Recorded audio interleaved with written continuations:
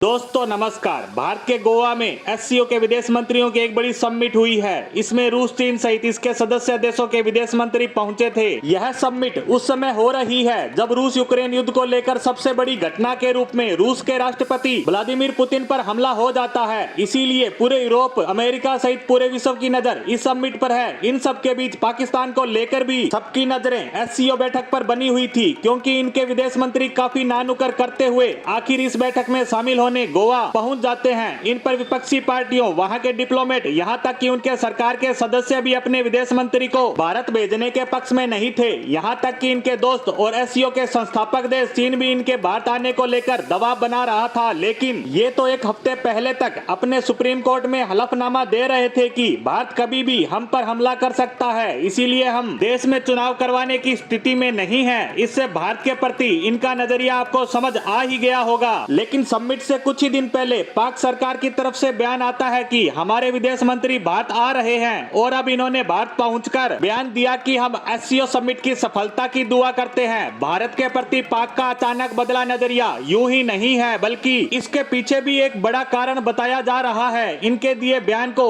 एक अलग नजरिए से देखा गया। दरअसल पाक में एक रिपोर्ट जारी की गई है जिसमें बताया गया कि पिछले दिनों ईद के मौके पर पाकिस्तान में खरीदारी पहले के मुकाबले बेहद कम, यानी लगभग 40% तक कम हुई, और इसका कारण है महंगाई। एक अन्य रिपोर्ट में बताया गया कि पाकिस्तान में महंगाई पूरे एशिया में सबसे ज्यादा लगभग 36% है। यह कितनी ज्यादा है, इसके लिए हम पाक की श्रीलंका से तुलना करें, जो कि कुछ ही समय पहले दिवालिया हो गया था। उस समय वहां की जनता का महंगाई से बुरा हाल था। पूरे देश में जरूरत की चीजों के लिए कई किलोमीटर तक लंबी लाइनें देखी जाती थी। उस श्रीलंका को भी पाकिस्तान ने पीछे छोड़ते हुए महंगाई में नंबर 1 की रैंक पा ली है। अब आप विचार कर रहे होंगे कि जब इस स्थिति में श्रीलंका दिवालिया हो गया था तो पाकिस्तान कैसे पीछे रह गया। तो मैं आपको बता दूं कि श्रीलंका की सरकार ने समझदारी दिखाते हुए अपनी जनता और विश्व के सामने अपने हालातों की जानकारी रख दी, ताकि समय रहते इसे संभाला जा सके। और हुआ भी ऐसा ही। लगभग 3 से 4 महीनों तक हालात बदतर रहने के बाद भारत व